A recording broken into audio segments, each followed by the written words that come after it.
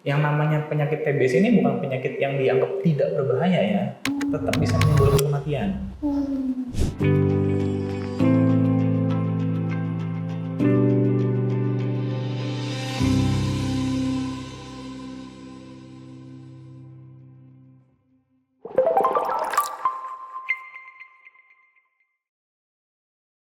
Hai sahabat Indrayana, selamat datang di podcast Klinik Utama Dr. Indrayana. Kembali lagi bersama saya Tasya. Saya senang sekali untuk menemani sobat Indrayana di rumah di episode kali ini. Nah, di episode kali ini kita akan membahas mengenai TBC. Sahabat Indrayana mungkin familiar juga dengan penyakit tersebut. Penyakit TBC ini kita akan membahas langsung dengan ahlinya, yaitu Dr. Stephen Jonathan, dokter spesialis paru di Klinik Utama Dr. Indrayana. Halo, selamat pagi dok. Gimana dok hari ini kabarnya? Baik. Baik ya dok. Nah dok, ngomongin soal TBC, TBC itu apa sih dok? TBC itu sebenarnya penyakit menular yang disebabkan oleh kuman TBC. Jadi ada nama kumannya itu Mycobacterium tuberculosis. Dia itu menjangkiti manusia di saluran napas dan paru-paru. Karena memang ditularkannya lewat udara ya. Jadi kalau ada si penderita atau si pasien ini sedang terinfeksi TBC di paru-parunya, dia bisa menularkan ke orang lain dengan sangat mudah, bahkan tanpa perlu batuk. Jadi bicara kayak gini nggak pakai masker, seandainya saya TBC, saya udah bisa nularin gitu ya. Jadi nggak harus batuk. Kalau COVID kan harus batuk bersin, tapi kalau TBC cukup bicara tanpa masker aja dia udah bisa nularin. Karena kuman TBC ini sangat kuat bertahan di udara lewat percik dahak yang sangat kecil. Gitu. Gejalanya apa sih dok? Gejala awalnya biasanya orang terkena TBC. Nah, sering banget gejalanya tuh nggak disadarin oleh si pasien. Jadi ada yang jadi bervariasi gejalanya. Ada yang cuman demam-demam ringan dari sore ke malam hari, utamanya malam suka kayak keringetan-keringetan. Itu kan kadang suka saru ya, misalnya pasiennya nggak pakai AC terus tidur kok keringetannya gitu. Iya benar. Ya itu wajar dianggapnya, padahal itu mungkin kalau terus-terusan seperti itu sesuatu yang nggak wajar. Ada juga yang gejalanya itu batuk-batuk, batuknya sampai lebih dari 2 minggu.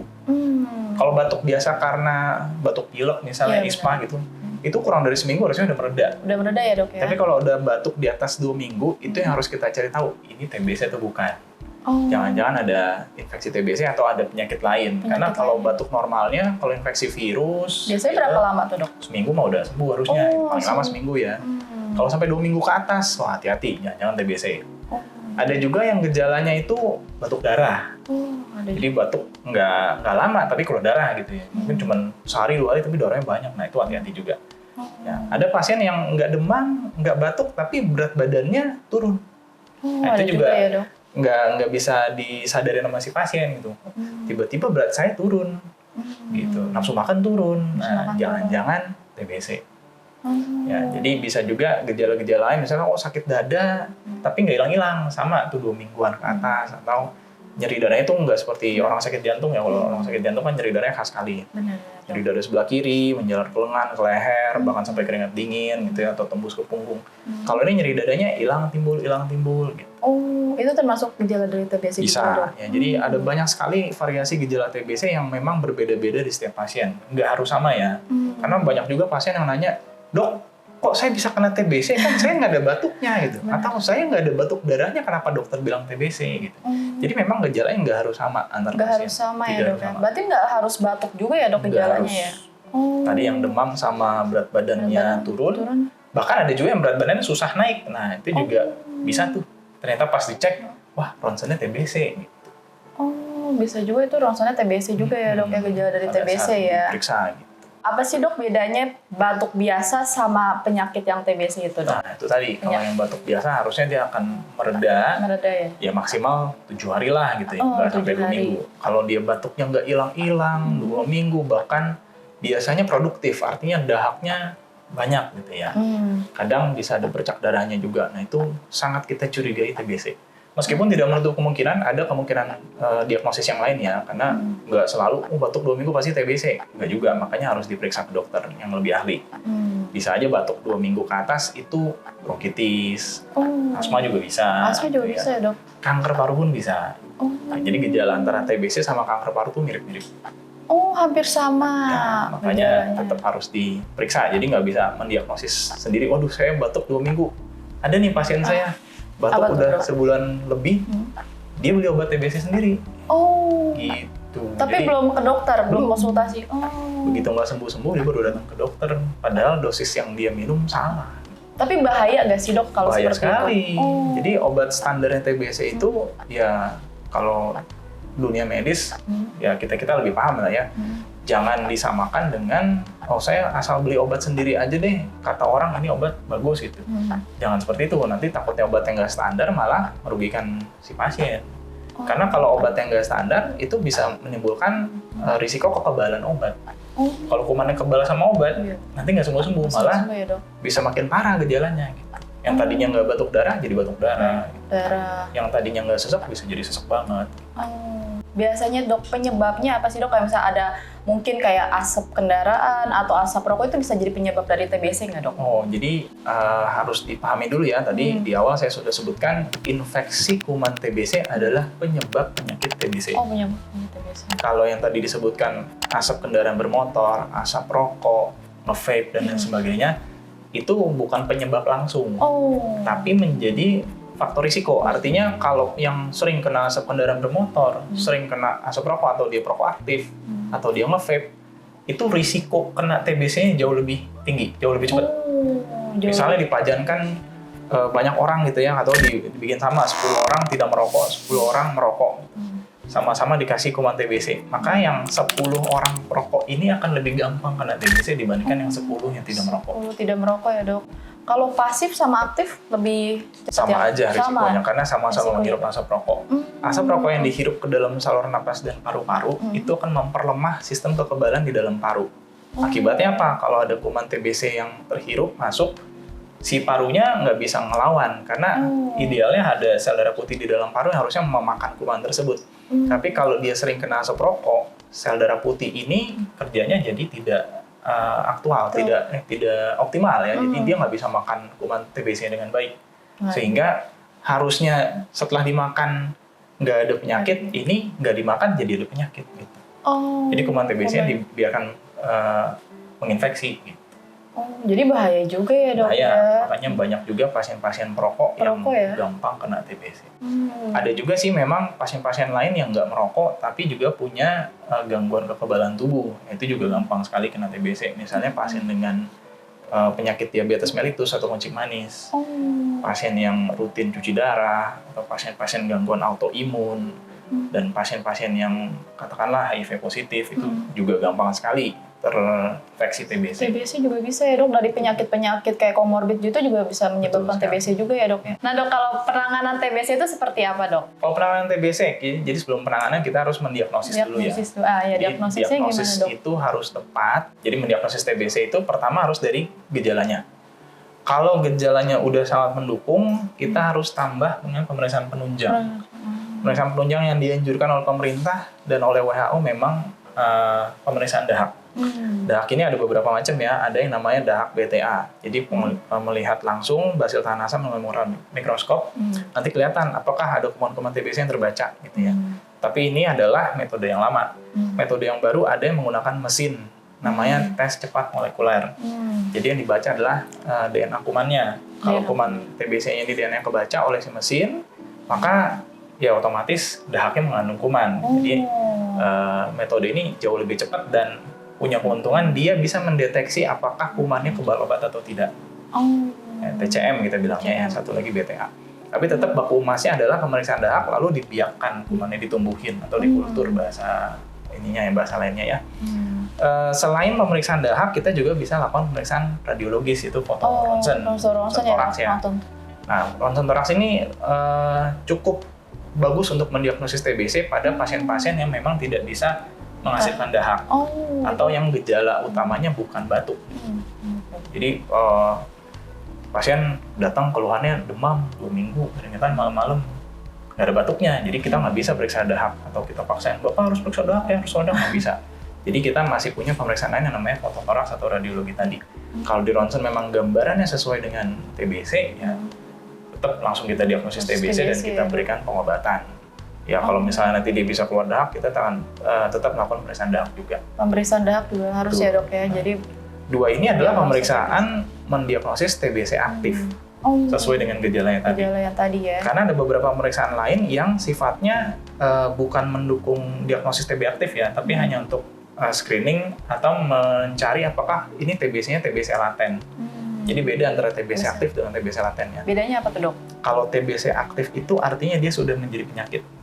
Sudah bergejala, sudah menginfeksi paru-paru terlihat dari ronsennya, dan juga dari hasil dahaknya biasanya positif. Kalau TBC laten, dia sudah menginfeksi manusianya ini, si pasiennya ini, tapi belum bermanifestasi menjadi penyakit. Dia udah ada di tubuh, tapi dia belum bikin penyakit. Jadi biasanya gejalanya pun tidak ada, foto ronsennya normal, hasil dahaknya pun negatif, tapi begitu diperiksa kekebalan tubuh terhadap TBC-nya positif. Nah, pemeriksaannya ini yang tadi saya maksud.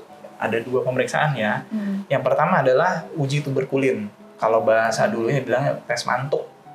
Mantuk tes yang disuntik di kulit. Nah, itu untuk menguji kekebalan terhadap kuman TBC. Beda dengan BCG ya, kalau BCG itu vaksin. Yang kedua adalah IGRA.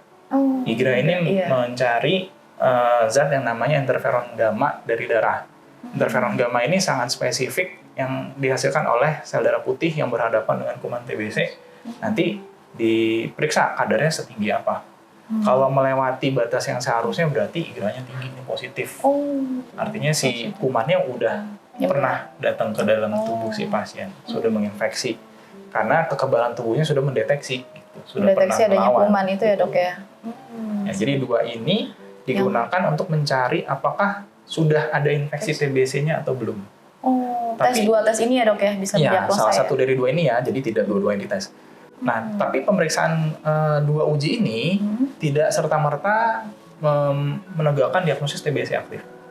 Karena TBC aktif tadi ya, kriteria diagnostiknya harus dari gejalanya dulu, foto toraksnya sesuai, dahaknya juga harus dicek. Gitu ya. Jadi kalau 3-tiganya tidak ada, tapi uji mantuk atau IGRA-nya positif, berarti ini TB laten. Penanganannya beda jauh. Kalau ini TBC aktif, kita berikan obat TBC yang sering dikenal dengan OAT, obat anti tuberkulosis, yang diminumnya 6 bulan ya, atau bisa lebih. Tapi kalau dia TB laten, kita berikannya obat pencegahan, karena kan dia belum aktif tapi sudah menginfeksi, jadi kita mencegah jangan sampai dia jadi aktif. Nah, obat itu sekarang sudah banyak tersebar di puskesmas. Kita sebutnya TPT, terapi pencegahan tuberkulosis. Agak berbeda ya, kalau yang satu OAT ini tujuannya untuk membunuh kuman pada TBC aktif, makanya butuh satu waktunya. lagi pencegahan ya dok?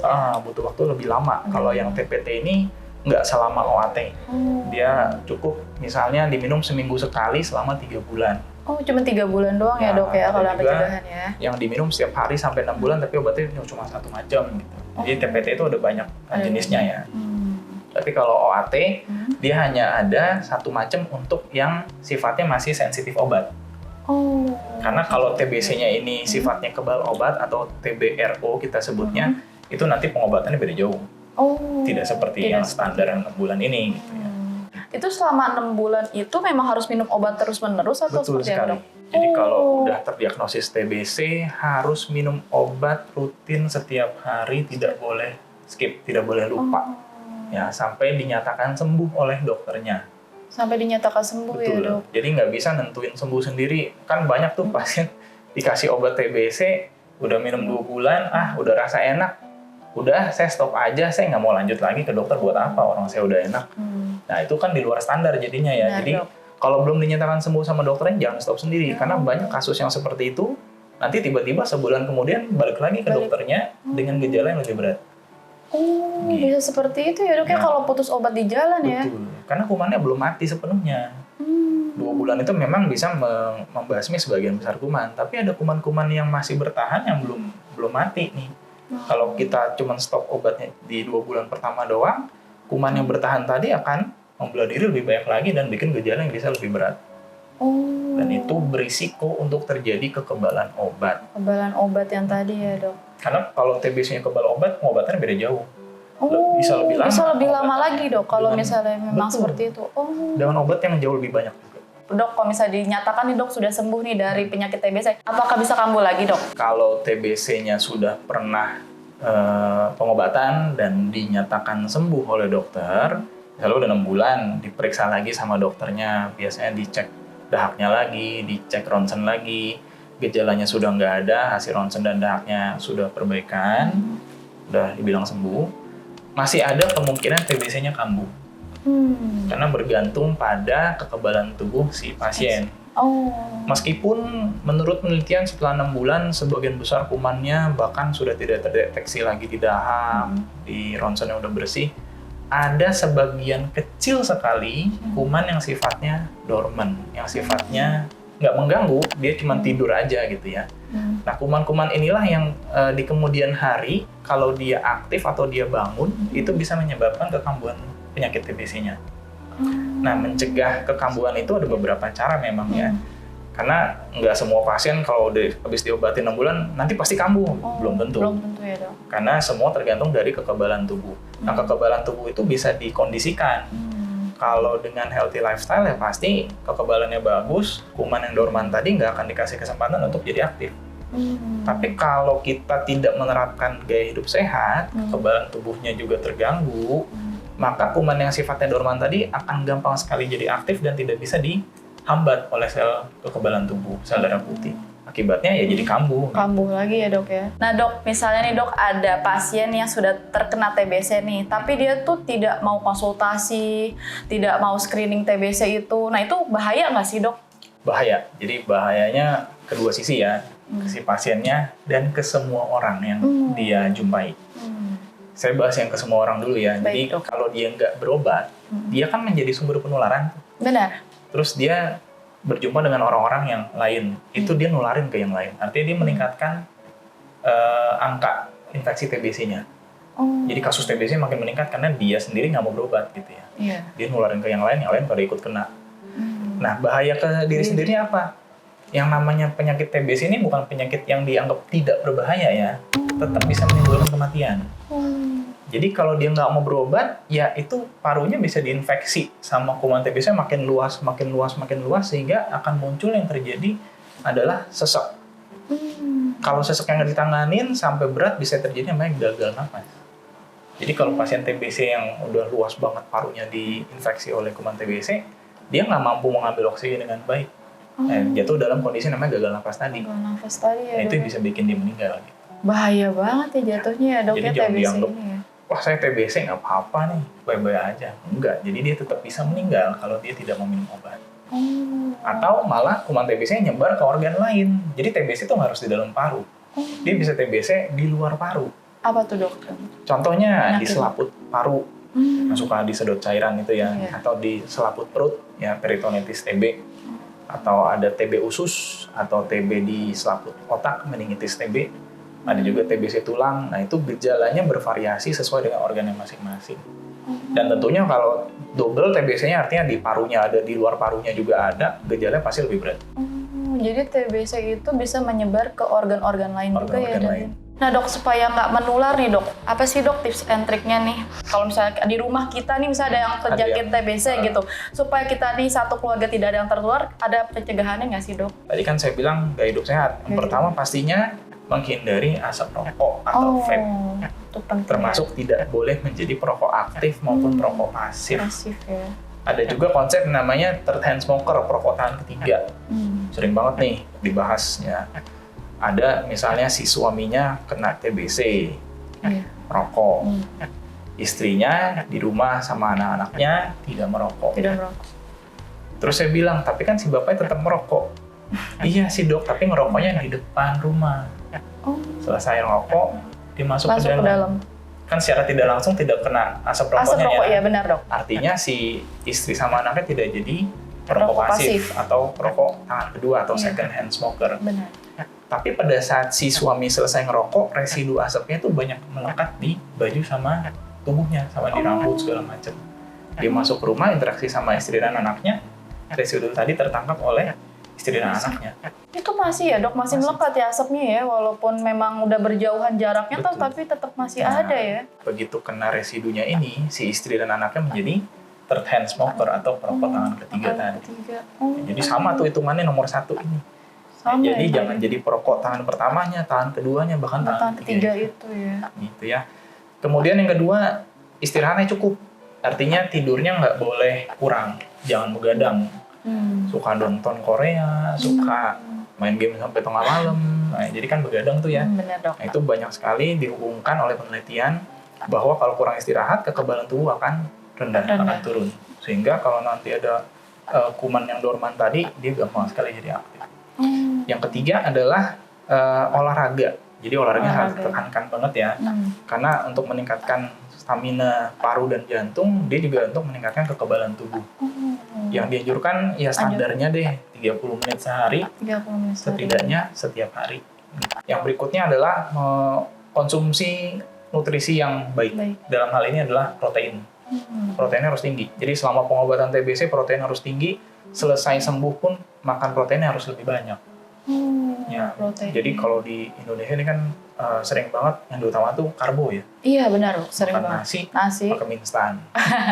Itu nggak sehat ya dok padahal ya. Lauknya kentang gitu kan karbo semua gitu. Jadi harusnya protein yang ditingkatkan. Nah, protein apa aja sih? Paling banyak dari putih telur, daging ayam, daging ikan, tahu, tempe olahan kedelai ya, sama susu sapi atau susu kambing ya terserah ya. Itu yang proteinnya tinggi.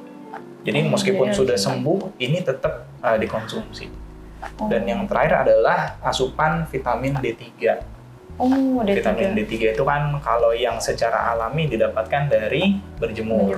Karena kulit kita udah punya provitamin D3-nya. Benar dong. Karena sinar UV diaktifasi, jadilah vitamin D3 yang aktif. Benar. Tapi nggak semua orang punya waktu untuk berjemur. Jadi untuk orang-orang yang memang sibuk, yang kerja kantoran yang nggak pernah berjumpa dengan sinar matahari atau memang kulitnya sangat sensitif nggak bisa berjemur, ya dianjurkan ada konsumsi tambahan suplemen vitamin D3 ya 1.000 sampai 2.000 unit per hari. Jadi itu adalah ini ya dok, peralihan ya, kalau misalnya tidak bisa berjemur kita bisa mengonsumsi vitamin D3 itu ya.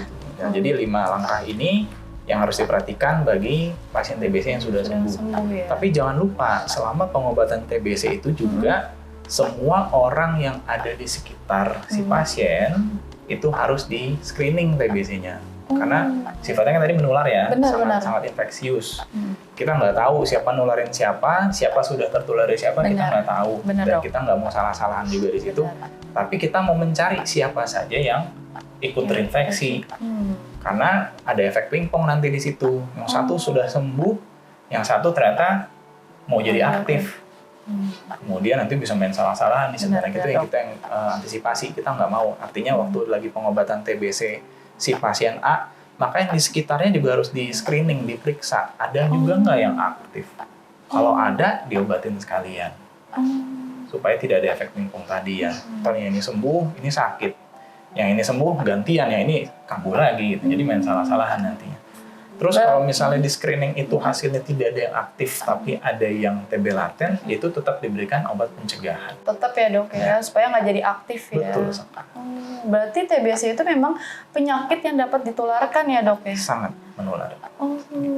Nah dok, pesan-pesan nih dok buat sahabat Indrayana mungkin nih yang punya kebiasaan merokok nih dok. Jadi kalau untuk mencegah jangan sampai terjadi penyakit TBC ya salah satunya menghindari asap rokok, termasuk jangan jadi perokok aktif, termasuk juga tidak nge-vape. Nge-vape juga ya, jadi ada yang beralasan saya tidak merokok tapi saya nge-vape ya sama aja bahayanya, sama-sama nggak bagus buat paru ya. Jadi pesan-pesannya adalah melakukan healthy lifestyle yang tadi saya sudah sampaikan, sama kalau di kerumunan anjurannya sih tetap pakai masker ya, karena kita nggak pernah bisa tahu di sekeliling kita ada nggak yang kena TBC. Bisa aja kita dalam satu dalam satu kendaraan umum gitu, ada yang sedang pengobatan TBC atau ada yang TBC aktif tapi belum berobat gitu. Kita nggak tahu ya. Benar-benar. Makanya ada baiknya memang menggunakan masker di kerumunan. Ya itu ya. Sama menjaga kekebalan tubuh dengan cara gaya hidup sehat tadi. Gaya hidup sehat ya dok. Karena Indonesia juga punya program untuk mengeradikasi TBC di tahun 2030.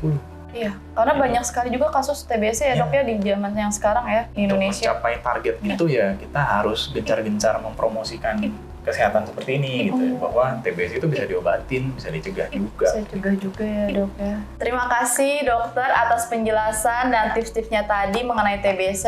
Semoga informasi mengenai TBC ini bisa bermanfaat bagi sahabat Indrayana di rumah yang mungkin membutuhkan informasi tersebut. Dan jangan lupa like, komen, dan subscribe podcast kita hari ini. Saya Tasya dan Dr. Steven pamit undur diri. Salam sehat, salam Indrayana.